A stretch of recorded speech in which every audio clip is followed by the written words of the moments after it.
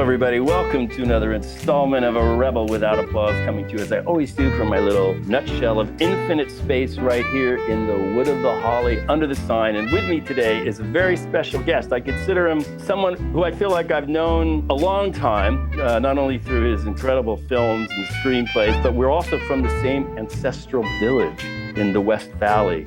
By that, I mean Tarzana, named after Edgar Rice Burroughs' most famous character, Tarzan. We went to the same junior high and high school. He's with me here today. He's written and directed some of the most important comedies of the 80s and the 90s, including Ruthless People, Dirty, Rotten Scoundrels, Blind Date, My Cousin Vinnie, and he wrote and directed a very funny piece called Love Potion Number 9. He's with me right now across this little digital divide. Welcome, Dale Launer. Thanks for being here. So appreciate it. Thank you for having me. I'd always, felt like I knew you because this guy went to Taft. We're from the same little section of the universe. The same influences were swirling around us. I'm curious, just as a general question, as we get started, how did our ancestral homeland, do you think, sort of inform you creatively as a future screenwriter and just a person? I'd have to say it's had no influence, and it's funny because after the conversation I had with you, and lately I've been watching American Graffiti and thinking, which by the way was written or co-written by a guy who went to our high school, William Howard Taft, in Woodland Hills. Is that Willard Height? Willard Height, yeah. He was in the first graduating class at Taft. Wow. And I thought it would be interesting to write one. I think that took place in '62. Didn't it have a tagline, "Where were you in '62?" or something like that? Definitely at the beginning of the Vietnam War, because the guy in the end gets, I think somebody goes to the army, right?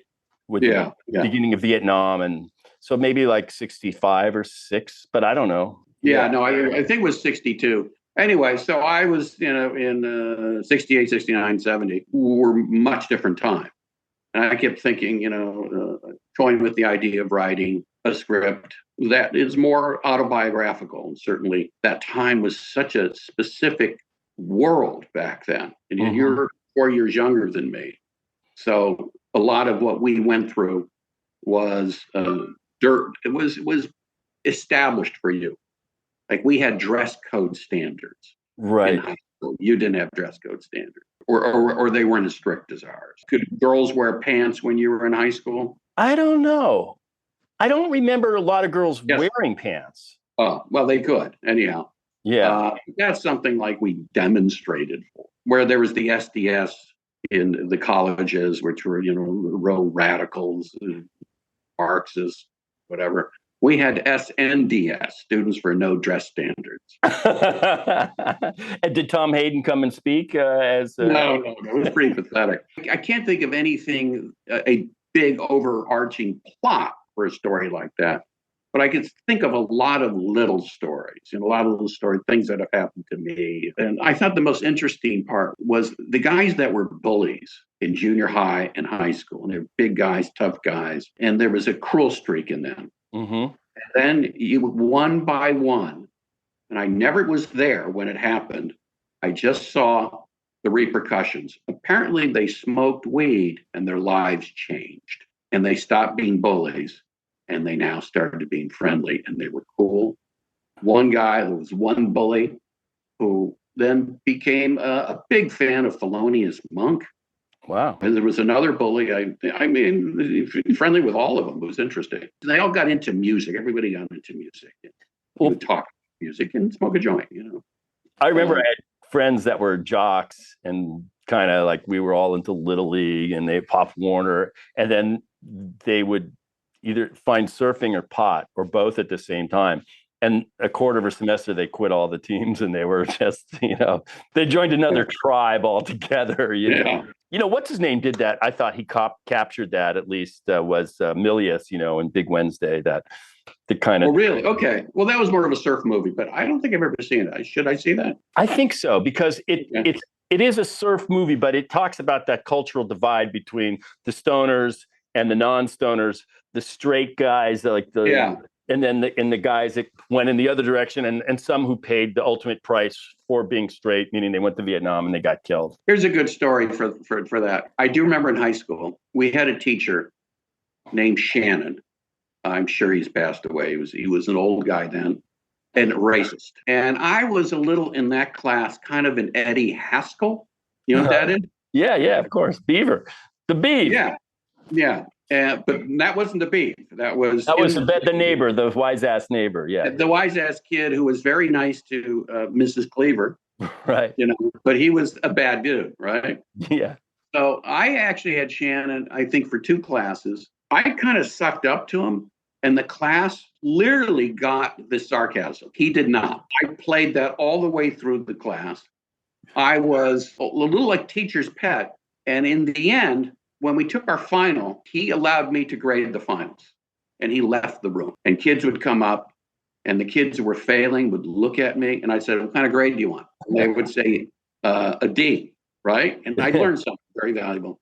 So I'd put D, and I'd put in the number, and I just knocked off a certain amount. I didn't check it. I didn't check any of these things. Next person, "What kind of grade do you want?" So the D student wanted a C, the C student wanted a B, the B student wanted an A, and the A student wanted an A. What I realized is that seems to be a limit to ambition where people don't think they can raise too high in their life. Interesting. Some people put in their own obstacles, their own bars, right? Mm-hmm. They set the bar, and I could get over this, and I'd be happy to get over this. But some people shoot the moon. Well, I see that in my cousin Vinnie, because Vinnie is really, to me, a guy who feels on some level trapped by his limitations, but leaps beyond it in the story. And to me, that's what made me, as the Yiddish, fell up when at the end, this guy achieves himself. He achieves his highest version of himself. Okay. Sure. He goes from like C- to A. He almost surprises himself. Well, there is a line that the director took out of the script when the kids realized Vinnie took 10 years to get through the bar, or no, I'm not sure how long it took to get through law school. I think 6 years, and then it took him another 4 years to get through the bar. Right. 6 times, right? Right. And then Stan says, "Well, why did it take you so long?" Or Bill says, "I don't know." And Vinnie says, "I'm a little dyslexic." Now, that line was taken out of the movie. Out of there, yeah. Yeah, and I'm not even sure what it was replaced by. But it was an important line to understand, because the next scene, Vinnie meets with the judge, and the judge hands Vinnie a book this thick on Alabama criminal court procedure and says, "I want you to read this over the weekend." That might have helped Vinnie, but Vinnie's never really been in court. He doesn't really know procedure, right? Mm-hmm. Alabama criminal court. So he's going to fuck up. And he explains that to Marissa, that he's going to, fuck up till he learns, right? So he doesn't dress right, doesn't say the right thing, and this and that. And that's hilarious. Then eventually, once the case really starts, once he gets in there to cross-examine somebody, he kicks ass. And that's great. Was a telling scene was when, the 2 prisoners or whatever, they're debating, "Oh, I can't keep this guy." And Ralph says, "Well, I saw him at these weddings. Was it the magician?" And he he's the way he knows how to uncover bullshit. That was very telling. Now I'm working on a hopefully Broadway-bound musical of My Cousin Vinnie. The first scene is Vinnie and Lisa meet. The second scene is their first date. They have gone to a car show. We don't see that, but we go to a wedding. And Bill is there. Bill is then 10 years old. And Bill says, "There's that magician, Alakazam. That guy, he's going to be here. I think he's going to cut a lady in half." Yeah. We just see like people at a wedding table, like 8 people, and they're watching what's ostensibly a magic act. And Vinnie sings a song, right? And because Bill said, "How do they do that? How do they do that?" And Vinnie teases, "Well, it's magic, Bill." He says, No. How do they do that? And Vinnie sings a song about looking at things in a certain way. Uh-huh. And it's the way that establishes that Vinnie has an intrinsic intelligence. And then there's a line that you cut a woman in half, she's smiling in one half, and the other, her toes wiggle in her shoe. Clearly, what you're saying, there's got to be 2 people, right? Right. And there's got to be this and that, there's someone hidden here, blah, blah, blah. And that's the song it was kind of inspired by something, and I can't remember exactly what the quote is, but Albert Einstein said when Albert would talk about imagination. And a lot of people thought he was saying, well, the creative people are more important. What he was saying is he was looking at quantum mechanics and then trying to understand stuff you cannot see. And that was basically in the chorus, which is, it's not what you can see, but imagine what you cannot, right? Anyway, so that's the song, and we deal with that and Vinnie's dyslexia. The dyslexia now is pushed front and center in the first act. He has to tell Lisa that they're engaged, and then he leaves a phone message that says, listen, there's something I should tell you about me. One of the things, because you kind of touched on it, is about dealing with bullies and using your wits, basically. Yeah. And of course, Vinnie is a master at that. And you have a whole sequence that tracks the story where he deals with pretty much the closest thing to like a racist redneck in the story, you know. And yeah. I can kind of see you through that scene, you know, as you describe it. Yeah, no, being a smart ass in there. Whenever there's things in life that I could put into the script, I put them in. I mean, there's a lot of things. Yeah, and I see that with like, well, clearly, I mean, with the automotive stuff just shines through now what I know about you and your knowledge of cars. But having seen the movie when it came out and then revisiting it just within the last few days, one of the things that struck me is it was kind of a weird dichotomy because one, the authenticity of post Brown v. Board, the South, and you do feel the reality of place, which to me is why that's to me the bedrock of great movies, you know, because Ann did it beautifully. I'm Wild River, whatever. There's so many movies where you just believe the place. And when they show up in the South, you believe it. With the one kind of caveat, and I'm curious to your thoughts, because most of the time when we think of movies in the South, we're thinking of In the Heat of the Night, To Kill a Mockingbird, Mississippi Burning, the Deliverance vibe, just the specter of hatred and racism that hangs over the South, especially small town, Klan-infested South. Clearly, you had to make some serious decisions about how to handle that. And I think it served the movie well, but I'm just curious your process with that or how you dealt with that. Definitely, yeah. Before I even came up with the plot, I had come up with the character Vinnie. That's about it. And I didn't even have that totally fleshed out. Not even close. But I took a trip to the South, which I've never been. So I flew to New Orleans, picked up a Ford Pro, and then drove north up to Mississippi. Then I went east over to Alabama and then went south. So I stopped at a few small towns, talked to people, right? But you get the impression, you know, you pull off into a small town, take a look, take some notes. I actually have one of those little Pearl cassette tape recorders. I remember meeting somebody in the town of Butler, Alabama, and he was an assistant district attorney. Mm-hmm. Used to be a criminal attorney. He became a character in the movie, basically the prosecutor. Right. He looked like, what's his name, Lee, I can't remember the actor, who played him in the movie, but he was actually a friend at the time. So. He was great. And in talking to people, everybody was very friendly. And a lot of times they would say, you know, because they tell them, you know, I'm going to be writing a movie. It takes place in the South. People in small town South don't meet people in the movie business. And they said, do me a favor, is a lot of times in the movies, they make us look like dumb rednecks. Yeah. Can you please not do that? And so I got that enough where that became the focus of a character for the judge, especially. The judge, and we hit this a little harder in the musical, a little harder, but the judge even says, you know, I know you from the North think that maybe we're not all sophisticated down here. I assure you that's not true. And I will hold this court to the letter of the law, right? And so the judge uses that prejudice against Vinnie, okay? Kind of reverses it all the way. Right. I made a point to not have a bunch of racists in the movie. Mm-hmm. There is one character who's a bully. He may be a racist. He may be a redneck, but we don't hit that very hard. No, you don't. There's other stuff going on in the movie, and there's other stuff going on in the South, you know? There's only so many themes that a movie can hold, in my view. Yeah. And it shouldn't be racism. I mean, I saw Some Like It Hot, the musical. Mm-hmm. And it's like it has, at one point, Black people playing what you would normally see in the movie as Caucasian people. So it's asking you to be colorblind, which is a certain political choice. Then early on in the movie, one of the two guys who witnessed the murder, the two musicians, is black. Right. When they try to get a job, they won't let the black guy in because they don't have an integrated band, right? And it's like, whoa. Not only do you have multiple themes going on in the show, but you have multiple, political theories going on within the themes. You can just pick one or the other.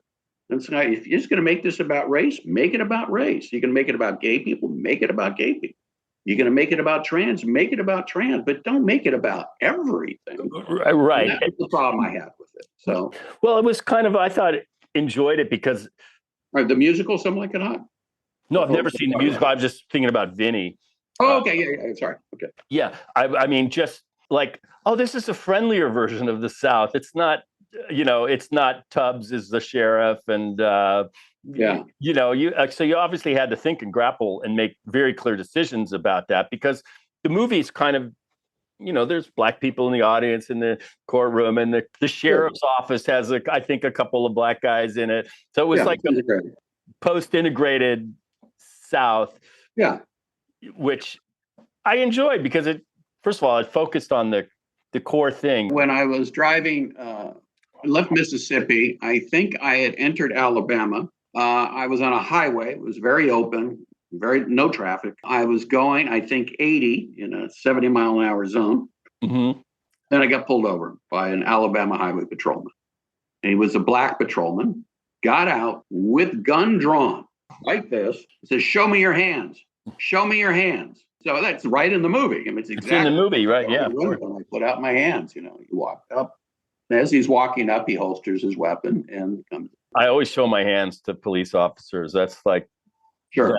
Whenever you get pulled over, they're scared. Just let them know. Yeah. I mean, what an accomplishment the movie was and still is. And, watching it just a few days ago, it still lives. I found it hilarious, but it was also, I got emotional, like to see an underdog achieve this highest version of himself, which is Vinnie. I wonder what it was like with Joe Pesci, because he was just coming off of Goodfellas and I think Lethal Weapon 2, which just catapulted into like a new stratosphere. He just come out of Goodfellas. Goodfellas nominated for an Oscar, which he won. Had he done Lethal Weapon 2? Because that was like huge for him. That he kind of rescues the franchise of Lethal Weapon. Yeah. I'm in Lethal Weapon 1. I have one line. You remember it?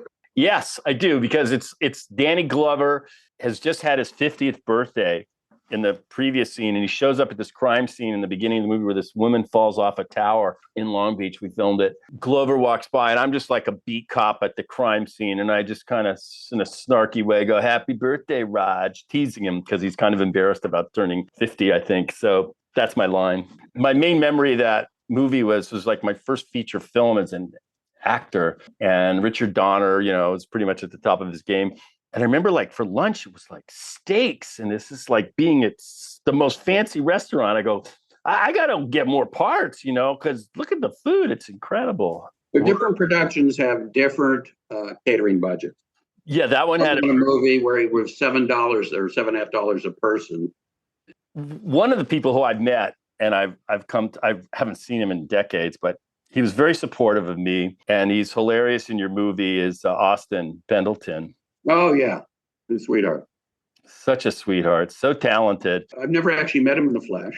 I had heard that somebody interviewed him, and he was a former stutterer, and he regretted playing a stutterer in the movie. I read that. And I heard that, and I said, "Can you give me an email address for him?" And then I'm going to tell you a funny story. I'll tell you two stories here. Anyhow, I emailed Austin and told him that I never intended to make fun of a stutterer. I would not make fun of a stutterer. Specifically, one person in my life said to me, "Stuttering jokes are not funny." And they said out of the blue, I didn't do a stuttering joke. But it was this woman whose brother was a stutterer. Turns out, so there's going to be three stories here. She was engaged to a guy named Fred Fenster. Fred was the first person I ever met who was taking the PAR exam, who had just taken it. I asked him, "What happens if you don't pass?" He says, "You take it again." "What if you don't pass then?" "You take it again." "How many times can you take it?" "So many times you want." what's the most somebody has taken and failed and finally passed? He says 13 times. And it was interesting that every law student knows where that bar is set, right? Yeah. Never to exceed, right? He passed the bar. The guy was like Phi Beta Kappa. He was a bright guy. And he's a litigator now. And they're married, they have children, and they're still friends. But I remember Andrea, saying stuttering jokes are not funny. So when I had written that scene, I'd written about a character who had really never defended anybody in a murder case. Public defender, he didn't have a lot of experience. It's a minor crime. And when he gets up, he has a full-blown panic attack. Now, I've had panic attacks. Panic attacks, when you read about them, they say you feel a sense of doom. And if that's not good enough, a sense of doom, what does that mean, doom? Okay? Yeah. What it means is you think you're going to die. That's what it means. You think you're about to die. You think you're seconds away from death. You are filled with intense fear. You're shaking. Your legs are weak. You may be sweating. You could be hyperventilating. You may think you're having a heart attack. Anyways, to me, hilarious stuff, but not stuttering. Okay, that's a whole different thing. But that's what the character was supposed to be. And somewhere along the way, by the director, made the choice to make him a stutterer. And I wasn't happy with it. It was very funny, no question about it, but I wasn't happy with it. You have a question I could see. So you didn't write the whole stuttering thing for the public defender, this Pendleton role? Yes, I wrote in stuttering in the actual text. Uh-huh. But I also pointed out he was having either, I don't know if I used the term panic attack or anxiety attack. And I maybe should have been more specific. I thought I was fairly specific. Anyways, in the musical, it'll be very specific. Okay. I would never do that again. So let me say this. Vinnie has challenges that he has to overcome that come to, whether it was dyslexia or just his own fear. And guess what? Joe Biden was a stutterer. He freely admits it. And I felt, even though the result was kind of comical, but that Austin did it in a way that it was like you said, when you're under stress, the demons that you've spent all your life to try and put down, it's like as a comedian, okay, I'm on stage and I'm nervous and oh my God, I'm sweating. All these things happen under stress. I felt that it was an honest attempt to deal with a real issue under high stress for this person. So I actually would come to your defense and Austin's defense that it wasn't a slam on or made fun of somebody with a disability. I'm going to disagree with you only because the way it's portrayed. Let me tell you the other story because it's funny. Go ahead. I had offices at Fox. I remember coming in one day. The movie was still in release. And there was a lone guy out there with the picket in front of the entrance on Motor. And it said, "My cousin Vinnie, unfair to stutterers." And it was the NSA, I think, the National Stuttering. So he didn't know me. I just drove in, went to my office, and my assistant, eyes wide, said, "Is that guy still out there?" I said, "With the stuttering thing?" He said, "Yeah, he's still out there. He's been calling every 15 minutes. He's been calling Joe Roth, Roger Birnbaum, Rupert Murdoch." I said, "Well, if he calls, put him through." "You're going to talk to him?" "Yeah." "What are you going to say?" I said, "You can listen in. Okay. And tell Jamie, who was my development executive." So I went into my office, and about 5 minutes later, door opens, and it's my assistant holding hand over the phone. Right. I said, "Go get Jamie." And so they're both standing in the hall with phones, right? Listening in, even though they could hear me, but now they can hear. And I took the phone call. I said, "Hi, this is Dale." And he started to speak, and he's a stutterer. Mm-hmm. And I said, "Listen," I stopped him. I said, "I know exactly where you're going. You are offended that the public defender was a stutterer in the movie, or let's put it this way, became a stutterer only in court." I said, "I would never make fun of a stutterer. That's not what I wrote. I had written a scene about a guy who was having a panic attack or an anxiety attack. Although stuttering and stammering may be part of it, losing thought of what he was saying, being weak in the legs, hyperventilating, sweating, nearly fainting, trembling, all those things should have been in there. They were not. as the movie portrayed a stutter as a guy who stutters only in court and not in the other scenes, which doesn't make any sense. He says, no, it doesn't. I said, that's not a real stutterer. That's not what I wanted. I am not happy with it. If you're not happy with it, you do not have a problem with me. You don't have a problem with Joe Roth or Roger Birnbaum or Rupert Murdoch. You have a problem with Jonathan Lynn, the director. And his home phone number is.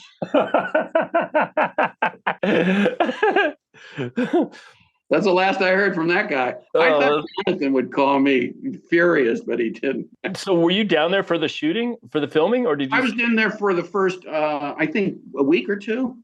Mm-hmm. But I was editing Love Potion #9 at the time. And we were, I think, going in, we had to mix it and stuff. So I wasn't there during that scene. So. Right. I mean, I think about that issue. I mean, I was curious if there were other scenes that maybe didn't make the movie or were cut out where Austin maybe visits them in prison and talks to them, or, does his own. With Austin, no, I don't think there's any other. There was another scene where Vinnie comes back from hunting, and we saw Vinnie go hunting. He's invited to go hunting, but you don't see the hunt. Yeah. Right. Yeah. But we saw the hunt, and we saw the aftermath of the hunt. He goes to the cabin, the hunter's cabin. He gets the cabin. Yeah, well, that's not part of the hunt. That's not the hunt. The hunt is he's out with the guy, the DA. Yeah, I can't remember his name. Anyhow, it'll come up in a second. Anyhow, Vinny's out there, and he has to choose a weapon, right? So he's in a rifle cabinet, right? And it's well, you got this and this and this. He says, I don't know which one to use. He says, whatever you feel comfortable with. What do you feel comfortable with? And then we cut to a deer, right? And the prosecutor looks at Vinny like, go ahead, take the shot.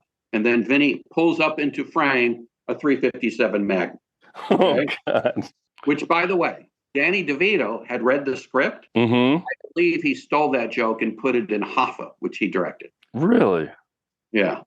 What are you looking up? You're looking up. I'm looking up the who am I looking? The Lane Smith. Lane Smith. That's right. Yeah, Lane. He deserves mention. Well, one thing I liked about it too in the end is that when the real murderer is uncovered and you have that incredible scene where you have them resolving their relationship issue and the court case at the same time, which is master stroke of storytelling efficiency. Congratulations, kudos. Thank you.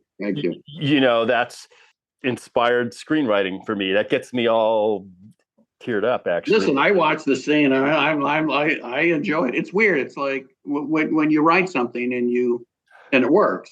The structure of it works. It's a little like a magician coming up with a magic act and then watching the act and going, "Wow!" It's like how it works. But it still works. It's set up. Push your buttons. And it pays off. So when Vinny, he puts her on the stand and she's pissed off at him. Defense has argued that there was 2 Utes went in and came out, and then 2 other Utes came in the same kind of car, and the same car, the same Buick, and this, yeah. And he's looking at those pictures, does the defense's case hold water? But she looks at the pictures, and then she realizes something and says, no, the defense case does not hold water, right? Which is like, whoa, he put her on the stand to help him, and now she's hurting him. And then he says, but that's what how it appears, because the audience is like, what's going on here? Right. And she says, no, there's no way they could have made those marks. Those tire marks were made by a Pontiac Tempest, and then she has to explain it. It's kind of like, how could you know that? How could you be so definitive? And then she gives us an explanation, and it's pretty definitive, I have to say. Oh, it's great screenwriting because it's set up and it pays off at the critical moment, and it cements their relationship and liberates the 2 boys. It does everything at once. To me, that can only happen in one place. It can only happen in the screenwriter's, the true author's mind. What's fun about it is, as much as I enjoy, especially when I was young, I wanted to make a purely cinematic movie. A lot of people, when you get into filmmaking, you're like, oh, no dialogue. I want to make a whole movie without dialogue. Just, and I do have a script idea, which is fantastic, where there may be no dialogue in it at all. But in this movie, there's you've got all these different problems. And basically it's a scene where she's sitting in a witness box and all this stuff happens through dialogue and character. And it's totally winning, Of course. It's a good example of just a little bit of dialogue and bang, you get a big scene. You resolve their innocence, resolve the confusion over the court, this and that, and their relationship, right? It's sometimes hard to know what the director's flourish is and what the writer's flourish is. But in this case, it clearly lives in the writer's wheelhouse. That stuff is your work, it's your preparation, even the fact that you went to the South, that you immersed yourself in the procedure and the law. I read in this article where you actually had an opportunity to meet Supreme Court Justice Scalia. Yeah, I forget when he died. Did he die during Trump or Obama? That was the pick that was stolen from Obama. Yeah, that was where Merrick Garland got right. Yeah. Merrick Garland, who used My Cousin Vinnie in a decision. He did. Yeah. So Vinnie shows up in a few court decisions. Yeah, my aunt, who recently passed away, during her last decline, there was one movie she liked to see all the time that kind of aroused her, and it's My Cousin Vinnie. So thank you. It helped shepherd her to the next dimension with a smile on her face. So you mentioned you had the directing experience with Love Potion #9. Once again, I see the cars and the stereos. Man's most primal relationship is his relationship to his stereo and his automobile. I see these threads going through the movies and, with the stereo salesman and the Ruthless People. I see people in these movies who I've worked with and are friends of mine. Jim Dugan, I haven't seen him in ages. He played kind of the clueless cop in Ruthless People who's always hanging around. He's kind of this sort of... We call him red-headed cop. Yeah, simpleton. But he was a good friend of mine. And I said, whatever happened? I haven't seen that guy in 10 years. I know we did a show together. I can't even remember. Is he from the Valley? I think he's from somewhere else. Okay. Yeah. I read that Rolling Stone piece. I found it where it was sort of a 30-year anniversary issue of Cousin Vinnie, and everybody got interviewed, including you. And one thing you said, which struck me, is all studio executives are idiots, or you have to be an idiot to be a studio executive. I think what it was is, when I got into the business, I had met a few agents, at parties and stuff like that, and then I knew a few, and I kind of thought as a screenwriter, what do you need an agent for? I mean, your script is your calling card. Right. And then I was being pursued by agents, and I wasn't against having one. It was just that the things they would promise me are things I knew were kind of bullshit. No, you can't promise me that. You can't do that. Like one of them said, to me, you can't be the bad guy. I was kind of like, wait a second. You can't be the bad guy. I can be the bad guy. If I want to, piss off one studio, I still have, 7 or 8 other places to sell my script. You got to go back. You can't burn your bridges. Right. So it was basically, no one ever really talked me into it. If somebody said, so you get an agent, you get invited to all the best parties, sign me up. Okay, I probably had something here. That would have made sense, Sometimes they would say, you can't negotiate for yourself, I'll get you more money. Mm-hmm. I remember being at a party. I still hadn't had an agent, and a young agent had met me and realized I didn't have an agent. So he was trying to pitch himself, and I'm trying to have fun at the party, And I said, well, let me ask you something. How much money do you think you can get me for a script?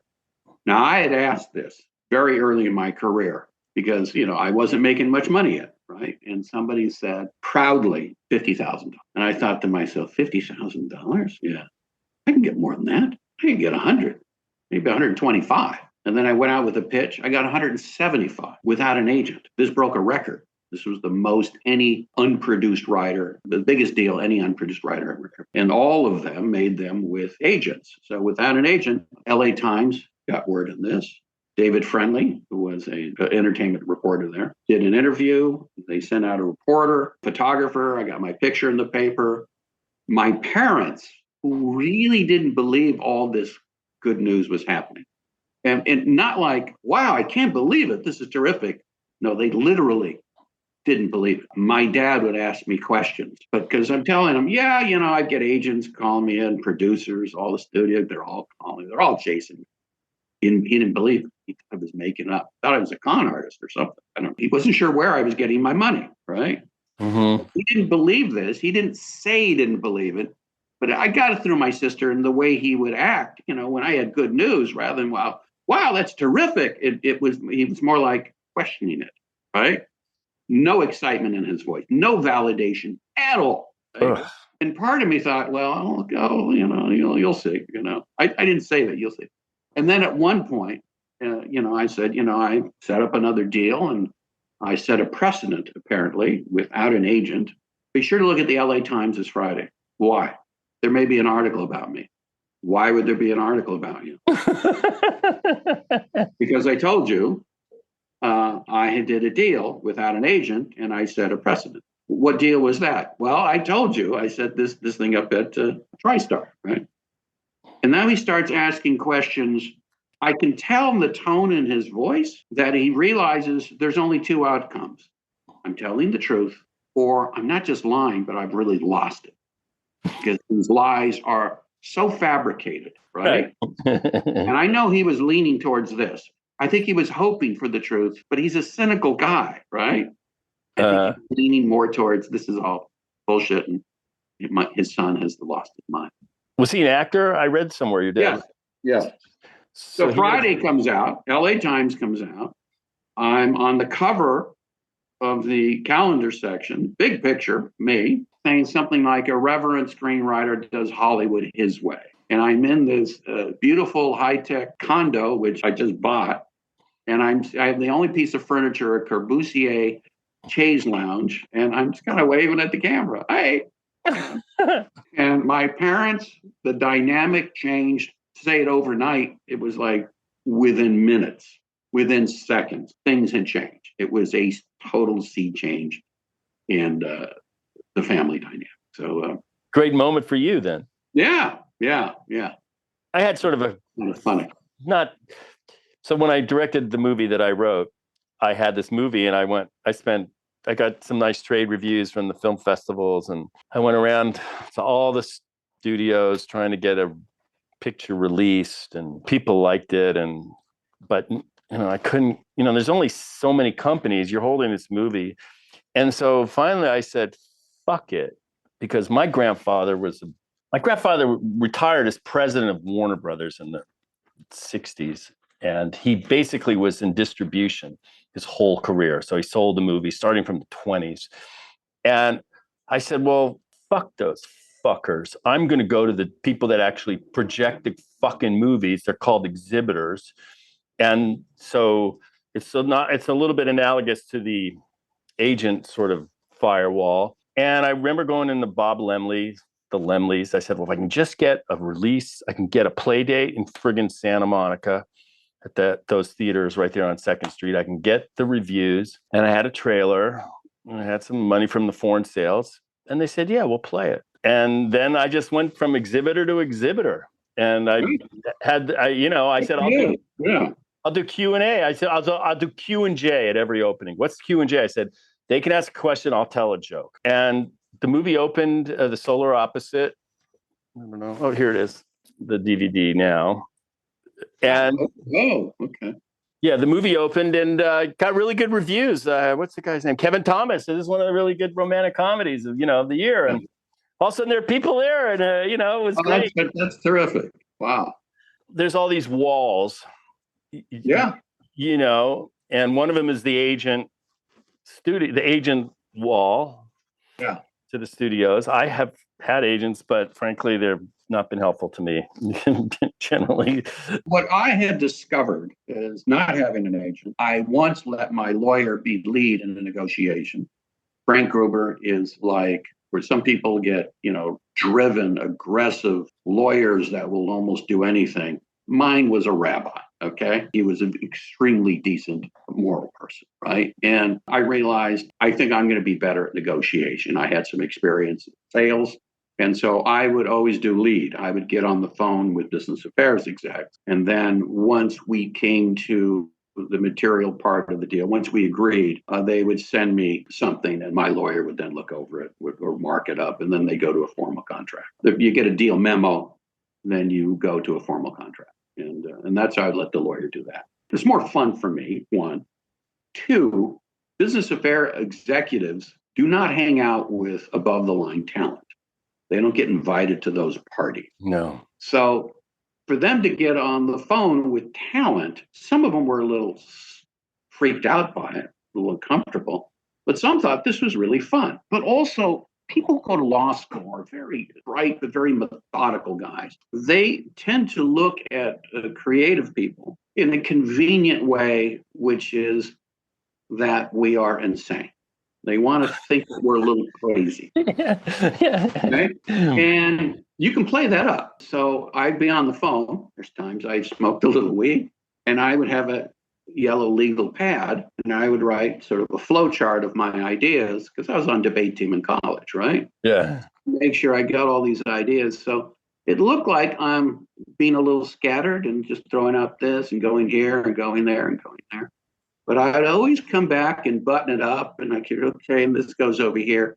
And then by the end of it, they're like, they realize I've been kind of fucking with them a little bit. But I had fun.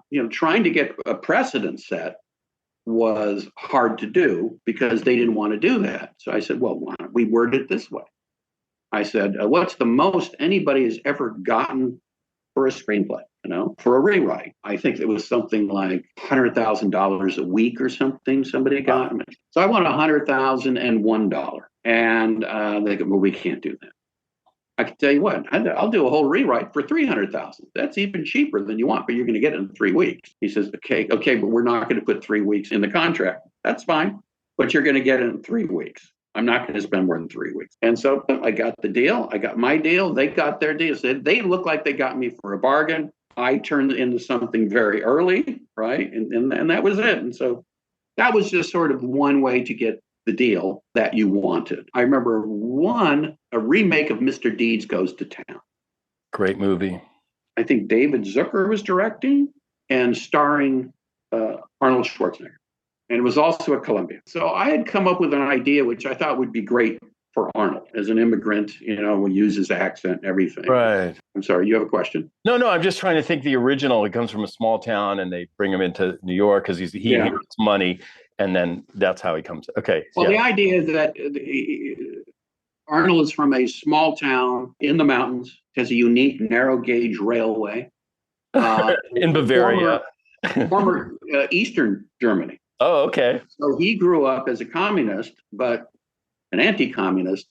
And he now teaches gym class to 10-year-olds, right? He's a gym teacher and a business class. He teaches basically the basics of capitalism. Okay. Right. And then the little narrow gauge train comes in, and guys on suits and briefcases come out, and they sit down with him and said, you have an uncle who has bequeathed you in his will. You are the sole heir. At first, because there's a language problem, he thinks he's gotten 100 shares of a stock, which is great. What's the stock trading at? Yeah. No, I don't think you understand. No, it's 100. The M stands for million. Okay? So he now is controlling interest in the 9th largest conglomeration in the world. Okay. And he shows up. And anyways, without giving you the whole pitch, but that was what I had. Was he pixelated? Yeah, that's right. Remember that was the big joke in the original. I think they made that Mr. Deeds, didn't they? Yeah. Did they remake that? They might have with what's his name? Anyways, but to go back to that negotiation, I remember having fun with him. There was an episode once of the Beverly Hillbillies, and Jed was doing a deal with Mr. Drysdale, the banker, and I think Jed asked for $10 million. They said 5. Jed goes up to 12, and Mr. Drysdale says, no. You're doing. You're supposed to come in, in between. Somewhere in between. And Jed says, no, I wanted the 10 million. He's not going to give me that. I'm going to keep going higher. He better stop me or it's going to get worse. Right? Now, I thought there was a kind of interesting twisted logic. And seeing that screenwriters are perceived by business executives as being insane, let me give this a try. Okay? I started out with him and I said, I want you to not play the usual game you guys usually play where you make me an offer and I say that's beyond insulting. I make you a counter and you say that's beyond outrageous. You just make me your best offer and that's it. It'll be take it or leave it. No more negotiation. In a week, he comes up and it was like 750,000, right? Against, I think, $1 million. And I go, it's a sound offer. Yeah, but I'm going to pass. I believe I can get better. So I said, that's it. I guess the negotiation's over now. So, wait, why don't you come back with again? No, I said, I don't want to play that game. That's the deal. We get off the phone. The producer calls me up and I say, it's an okay offer. I just think I can get a lot more. And I say something like, what I would do it for is $1 million against 2. That means you get $1 million guarantee to write it, and then an extra $1 million if they make it. That's the production. The producer calls the business affairs executive, mentions this number. This guy says, business affairs executive tells the producer, you have a deal at our studio. Yeah, you can't negotiate on his behalf. What are you doing? Yeah, take yourself out of this. So he calls me up, he's laughing. I just got in trouble, because I told him the number. I said, okay, it's good to know. Calls me up and he has a counter offer. And I said, you have a counter offer? Yeah. I know you spoke to Gil. It was Gil Netter.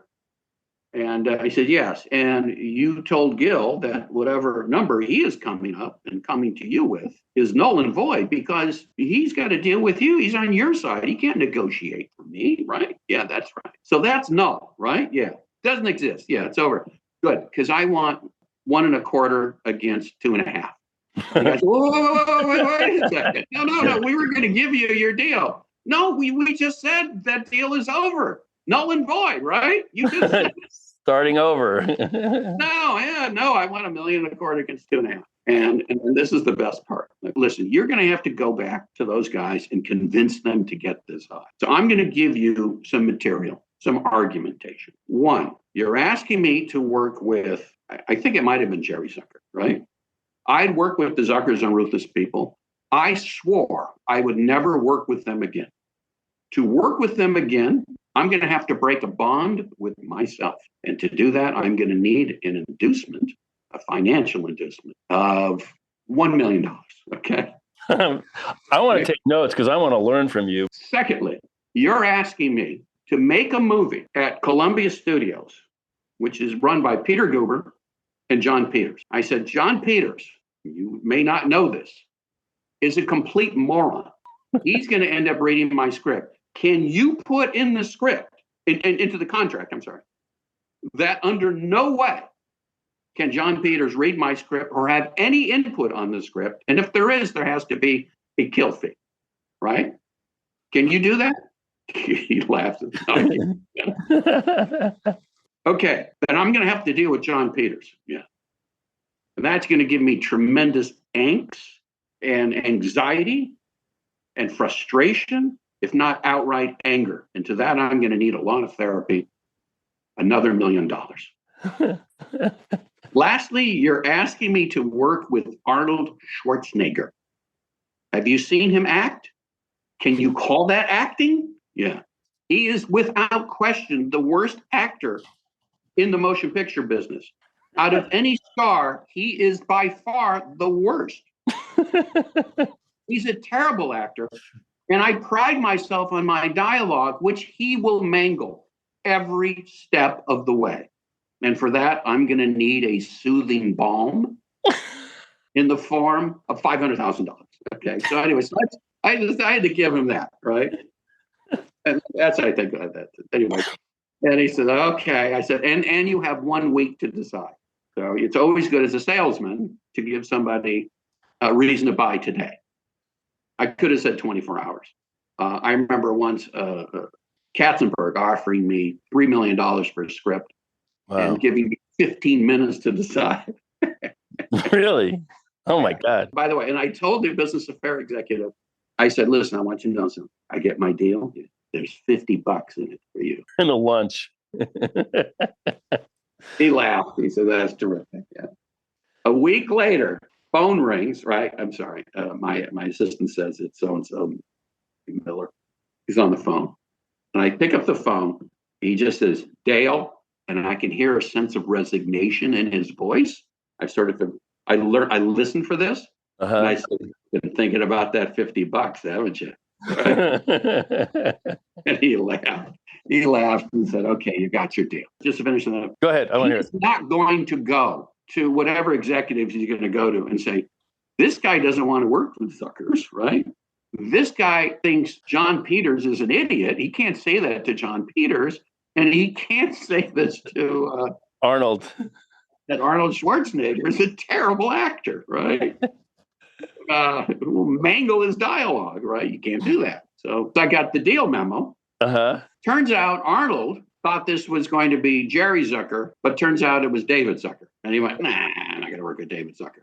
So deal was off, but I got the deal memo, and so $2.5 million. And then I ended up going to Disney. Now, nothing in the deal memo says any Zucker. It doesn't say Arnold Schwarzenegger.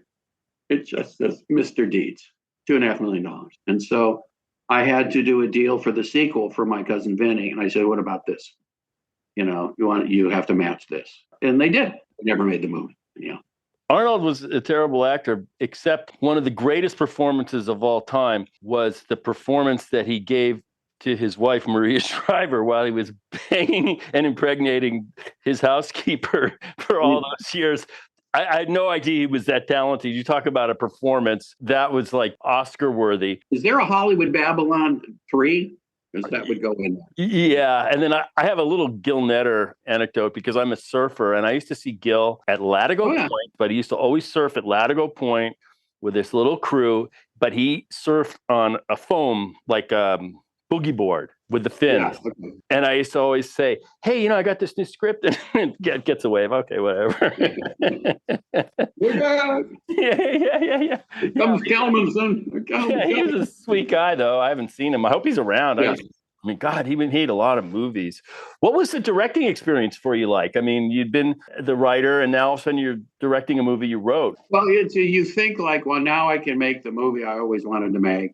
And then you realize no director gets to make that one. Robert Altman said, the day before you make a movie for your first day of shooting, you think, "I'm going to make one of the greatest movies ever." And by the end of the first day, you realize, I'm not making that movie.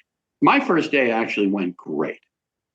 I was afraid I wouldn't sleep. And I got enough sleep. I found a way to get a little nap in, which is to come up with a more elaborate sort of camera move. It's going to take about half an hour, and it's a 15, 20-minute cat nap here, right? I remember I slept right on the set. I woke up, and then they were like, I looked at the AD, and he looked at me and, "Yeah, we're about 5 minutes. Do you have a good snap?" "Thank you. Yes, I had a good snap, good nap." But then towards the end, then I ran into other problems, and I did want to make a far more cinematic movie than I did. And I'd realized that all the camera moves, we were just going a lot slower, and then I'd have to cut off and make stuff simpler and more static, because it would just take longer to set up. Right. I made this little movie, Tom's New Heaven, but that movie was deliberately static. I don't know why he wanted to make a movie like that. It was sort of like a Jim Jarmusch movie. Figured, okay, let me just make something very, very, very simple. What I liked about that movie is we shot with available light. We shot 3 5-day weeks. We basically got all the material. Now, I would have moved the camera more, but because of the limited dynamic range of digital cameras back then, and even film to some degree, there's certain things you need to do, which I would do in the next movie, which I would just love to shoot with a red on HDR. So get all the latitude you can or all the dynamic range you can and keep the camera moving. Maybe put in one wide angle zoom and just leave that on the camera and shoot that all the way through. You've got more depth of field. So use your depth of field, and then I can move the shit out of the camera without having to worry about focus problems. We did not have a focus puller. That was it. We didn't have a professional. On New Heaven. This is New Heaven, of course. On New Heaven. that was the problem. Yeah. What was Anne Bancroft like? I mean, she was in The Graduate. I mean, I feel that was Love Potion #9. Yeah. Yeah. That was great. She was really nice, very professional. I remember the way she was doing her scene, because I really wanted something a little drier and straight. I sort of like my comedy straight rather than jokey, And she's married to Mel Brooks. So, I mean, as jokey as they come. So first day, we shot, I realized I'm not getting, it's not wrong, but it's not what I wanted. Mm-hmm.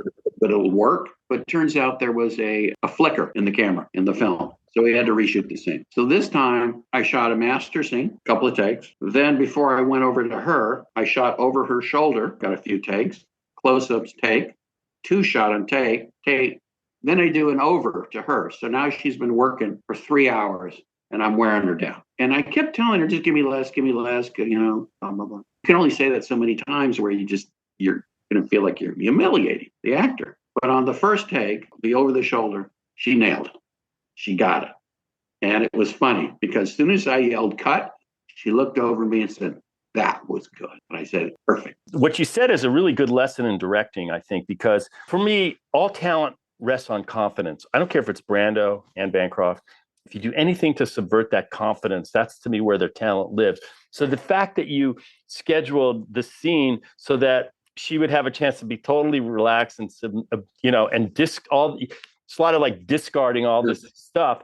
By the time the camera really settles on her, she's maybe a little tired, but relaxed in a way. Yeah. So to me, that's a very kind of cool little primer in movie directing, especially with stars. I remember after the movie, there was a cast and crew, and she came with Mel and then ran into Mel at a restaurant afterwards. And Mel came over to my table and I liked the movie and this and that, and really liked her low-key performance. He kind of pointed that out. You know, it was interesting that he appreciated it. You know? Yeah. But, you know, I thought she did. I thought she was great at it. I mean, she just played it straight, but it was funny straight. Yeah, she was great. I mean, she anchors the movie. And also, and sometimes in romantic comedies, you have the people that are against love and the people that are for love. And she's for love. And so she kind of, you know, that gets vindicated in the story. The other question I have for you about Love Potion number 9 has to do with Sandra Bullock and the, for lack of a better word, the Yiddish word, the Mieskite Sandra Bullock and the Catherine Ross Sandra Bullock coexisting in the same movie. What was the process around that? That was something which I wanted to do, and I thought it worked really well, which is the idea that her confidence in herself changes and she seems to be more beautiful, right? Mm-hmm. It was in one scene with the guy who looks like Sean Connery, right? The Alta Bozzoli guy, the Italian guy. Right, the one who she's ultimately almost marries, I guess, right? Yes. No, that's the prince. No, that's the guy who was just coming and banging her in the middle of the night. Right. He was her booty call girl. Right, the booty call guy. Yeah. Yeah, booty call guy. That was Dale Midkiff. But earlier was Adrian Paul. Dreamed to work with too. Adrian's character sees her and she says something that works by the voice, and he's in love. And every time he says something to her flattering, every time we cut to her, we had these changes, and it's very subtle. And even from shot to shot, you have a hard time seeing what the changes were. We had different sets of teeth for her, right? Mm-hmm. And so she's kind of a homely girl. She down-prettied very well. with good bones. And I told her, I still think you're too cute. I could see around that. You look like a fixer-upper to me. We worked out with the makeup people, you know, how many shots and how many changes. And by the end of the scene, she was beautiful, right? And you don't see it, right? It's very subtle, but all of a sudden it's kind of like, where'd that happen? You know, how'd that happen, right? But it wasn't, you know, a jump. Right. I don't think it was. The biggest jump was the teeth. Yeah. Some kind of tooth thing going on. Yeah. She was a little toothy. Yeah.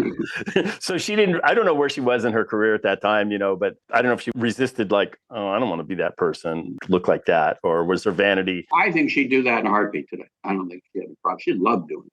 She liked, we were shooting something out of high school, and some black girl said, she had overheard her. Some girl said, you see the girl in the movie? Yeah, she's ugly. She loved it. She loved hearing that, right? I'm just thinking about Bruce Willis, Blind Date. It was interesting seeing him before he became a macho star. A little closer to Jack Lemmon than the Schwarzenegger world that he became. You know, a little more accessible. You know, I saw that movie once. It was so changed from my script. And I tried to get my name taken off, and I wanted them to use my registered pseudonym, Nigel Grosswanker. They wouldn't do it. They wouldn't take my name off it. Yeah, that was a funny story. Arbitrating to get sole screen credit, and then when it comes off saying you want to get your name off of it. I thought there's some heavy-duty irony there. Gee whiz, Dale, we could have a series, your adventures or misadventures in the screen trade. It's so impressive, the movies and the script writing, and I just so appreciate the craft and thinking about my cousin Vinnie and how so many things come together so beautifully. And what really shines through is all of it sits on your shoulders, the screenwriter. And I hope that this musical, sounds like you have to kind of reimagine the story to make this fly as a musical. I've seen a lot of movies that turn into musicals and reading the reviews. And some movies which are great movies were not great musicals. Sometimes they don't change much. Sometimes they change too much. And so I wanted to do something that was a little fresh and a little different. And so by coming up with a prequel for the first act, it then sets up the second act, which is what happens in Alabama, Vinnie's first case. And it puts in everything in a slightly different context. We know that Vinnie is dyslexic. We know he thinks he's retarded. And then he's convinced, no, you have a reading disability. You're actually brilliant. And Lisa even says, you're probably a genius, you fucking moron. In character and plot, to me, got to be the same thing. Right. There's sort of an equivalence. Dale, I want to just thank you for this excursion into your mental landscape with the movies and the scripts and the whole thing. Yeah. Folks, I want to thank you for hanging with me here on A Rebel Without Applause. Till next time, namaste, shalom, and aloha. By that I mean, namashaloha. See ya.